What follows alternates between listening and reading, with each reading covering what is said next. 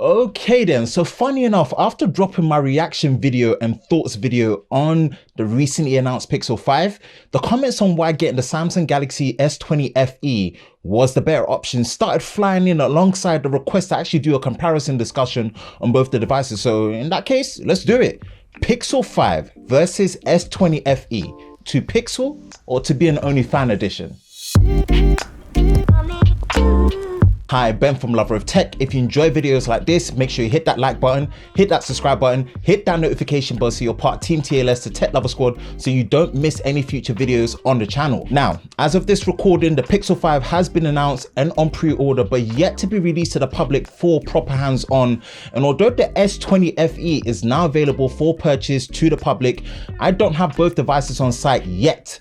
For sure, once I do, there's going to be even more follow-up content and comparisons for sure. But stick around because I still want to give my initial thoughts from the initial outside looking in on both these devices and which one I might recommend and the one I'm leaning more towards. First off, let's start with the design. And design-wise, both the Pixel 5 and the S20 FE are taking a different approach to give a near enough similar end result and experience at the price points that they're targeting. Let's start with the Pixel 5. The Pixel 5 is using an aluminium frame with what seems to be a clever mix of a resin material in the wireless charging coil area, which is allowing and enabling the ability to wirelessly charge through the metal frame of the body. I definitely want to get more details on this, and also the question of durability is still up in the air with this design choice, but so far it kind of seems like a clever approach to a premium design and still being able to keep wireless charging in a metal aluminium all frame. Now the size of the handset to me is such a sweet spot, man. 6 inches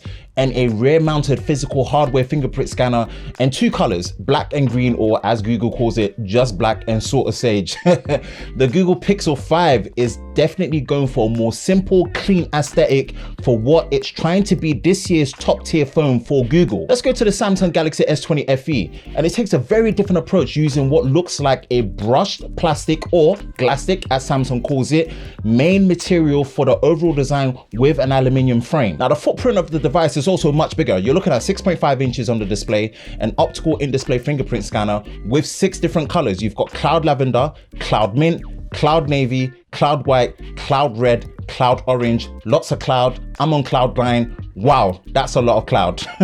Now, it does make sense of decision making with the design here, because Samsung really wanted to make what seems like a flagship build and experience scaled down from the normal S20 series lineup to hit the price point that they're targeting, and also to differentiate itself as well. Overall, it will be interesting to try both to see, but from the offset, both look solid, and potentially the metal build of the Pixel 5 might draw me in more, but only time will tell when it comes to this. Next, display.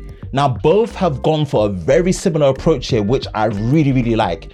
Flat displays, no curves, single hole punch displays, with the S20 FE going for a center hole punch that is really small versus a top left one on the Pixel 5, and both are using AMOLED displays. Both also have a full high definition plus resolution, and both are using a high refresh rate display, thank goodness. But the S20 FE does have the ace up its sleeve with 120Hz display versus a 90Hz display on the Pixel 5. But then the Pixel 5 is using front Gorilla Glass 6 versus 3 on the S20 FE, so potentially the quality of the glass to the touch, also durability, might favor the Pixel 5, and also given the design of it, the completely symmetrical design and the thinner bezels of the Pixel 5 may also be much more visually pleasing as well. This one definitely, I would say, overall leans more to the S20 FE, and we all know Samsung know how to make a solid display as well, so only time will tell, man. Let's look at it. Now, performance specs and the battery. Now this part here, especially on paper,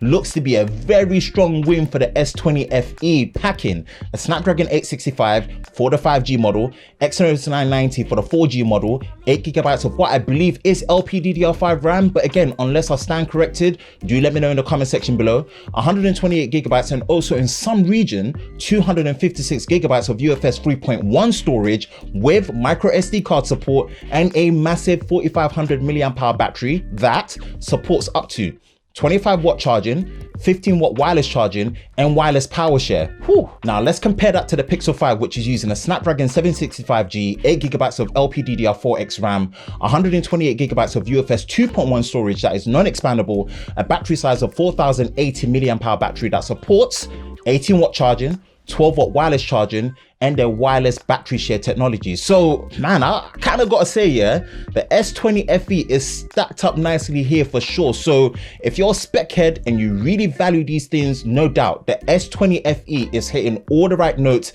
in this area. And for a spec head person like myself, I'm really liking this approach Samsung have taken here. But let's come back to it. Remember, although the S20 FE does support 25-watt charging, you are only getting the 15-watt charging head in the box versus the Pixel 5, which actually gives you the 18-watt charger in the box.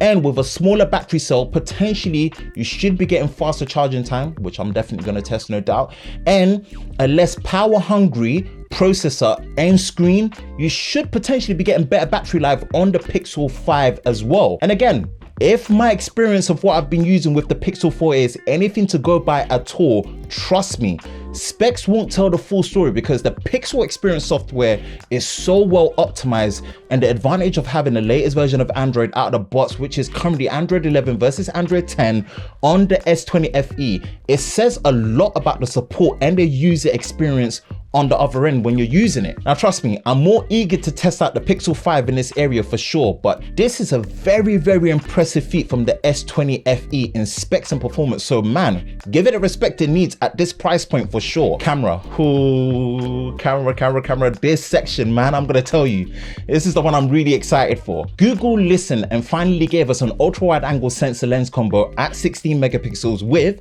107-degree field of view and the trusted 12.2 megapixel main sensor we've come to know and trust for their stills on the main camera, and an 8 megapixel selfie shooter as well. So yeah, simple, straight to it with the dual hardware and the selfie at the front. Now the S20 FE, it does hit the right notes as well. You know, the camera hardware side is looking really good with a triple sensor lens combo. Firstly, a 12 megapixel ultra wide with 128-degree field of view, a large 12 megapixel sensor, same as the S20 series, and an 8 megapixel ×3 optical zoom lens with a 32 megapixel selfie camera at the front. Now I'm definitely excited for an ultra wide on the Pixel 5 as it's the first time Google have done this and potentially might be one of the best for stills, but testing is definitely needed for sure. But what does concern me is the field of view does seem a decent amount less compared to that on the S20 FE, so it looks like it favors that a bit more on the FE for sure. But seriously, going by the experience I've had on the Pixel 4a, the improvements to audio,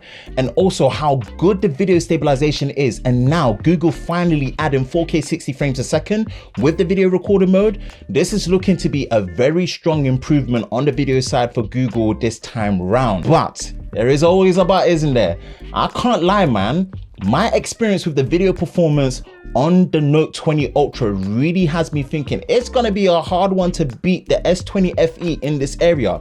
When it comes to things like, look, check this, the ability to record 4K 60 frames a second with stabilization on the selfie camera versus 1080p 30 on the Pixel 5, and things like pro video and photo mode, Samsung are really bringing the heat in this area. But then again, I told you there's always a but. Always remember this, right? Pixel's photo processing is second to none with new improvements to HDR, night sight portrait mode.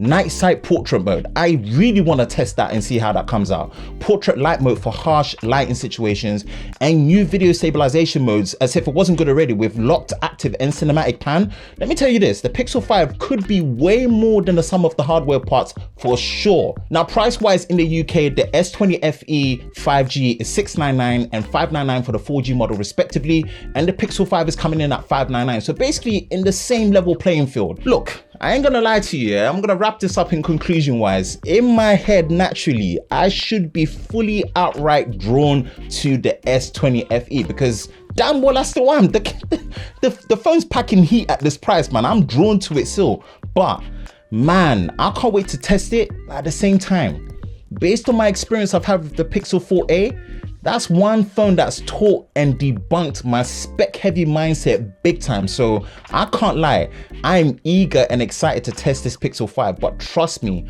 both are sitting so strong that I really don't think you can actually make a wrong decision which side of the corner that you decide to pick. That is it, man. Those are my initial thoughts and comparison of the Samsung S20 FE and the Pixel 5. Let me know which one you're thinking of picking up. If you've actually picked one up, if you've pre-ordered the Pixel 5, how is it looking, man? Let me know in the the comment section below, because man, this year, when it comes to this arena of battle, man, to get new phones at this price, it really makes you question if actually buying used is feasible. So that's it for me, man. Ben from Lover of Tech. If you enjoy videos like this, you know exactly what to do. Hit that like button, hit that subscribe button, hit that notification bell so you're part of Team TLS, the Tech Lover Squad, so you don't miss any future videos on the channel. I hope you're all safe during this time. I will catch you in the next one.